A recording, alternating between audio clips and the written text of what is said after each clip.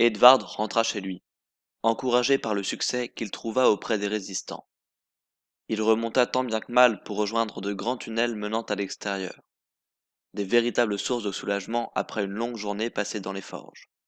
Certes, même à l'extérieur, il était emprisonné, surveillé, mais au moins il pouvait voir autre chose que des braises et respirer un air autre que celui des volcans, contaminé par la fumée.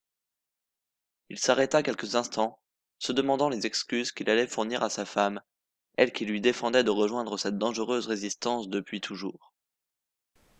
Je ne la mérite pas. Malgré mon crime, elle est venue vivre ici, en enfer, avec moi, alors qu'elle aurait pu goûter la liberté, à la vraie vie. Et maintenant, il faut que je lui dise que j'ai rompu la promesse que je lui avais faite, et à laquelle elle tenait tant. Edvard s'obligea à repartir vers sa modeste demeure, se sentant souvent honteux et lâche. Arrivé, il ouvrit la porte sans hésiter.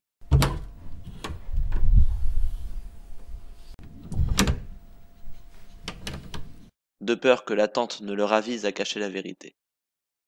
Camille se tenait devant lui, l'air anxieuse.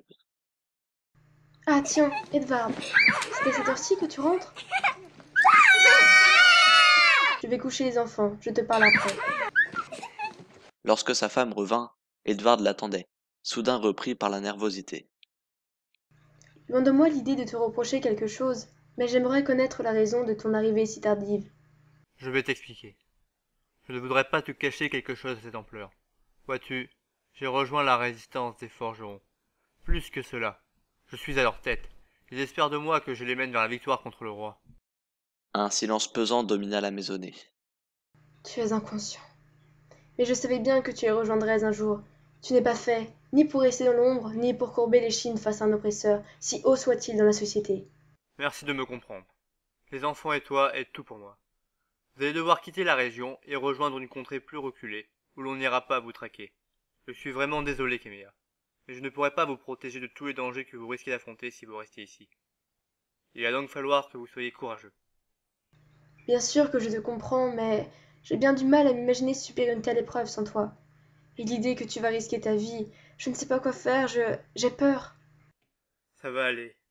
Vous partirez tous les quatre, dès demain matin, vers la principauté de Zolden, sur le littoral sud du pays. C'est un endroit tranquille. Essaye de rejoindre Svadenga. C'est la ville où tu seras la plus en sécurité et la mieux accueillie. Pardonne-moi de ne pas te faire accompagner par quelqu'un là-bas. Mais à part dans ces forges, je n'ai aucun contact. Mais je ne veux pas partir, les enfants non plus. Nous... Il le faut, Camilla. Je sais que c'est dur. Je te promets de te faire parvenir de mes nouvelles dès que j'en aurai l'occasion. Mais je t'en prie, pars. Je veux vous savoir en sécurité. Vous êtes tout pour moi. Vous êtes ce pourquoi je me bats. Le règne de Klaus II a trop duré. La terreur qui impose sur nous tous doit prendre fin. Camilla et Edvard restèrent ensemble un bon moment, enlacés, profitant de ce qui pourrait être leurs derniers instants ensemble. Un lourd silence pesait dans la pièce.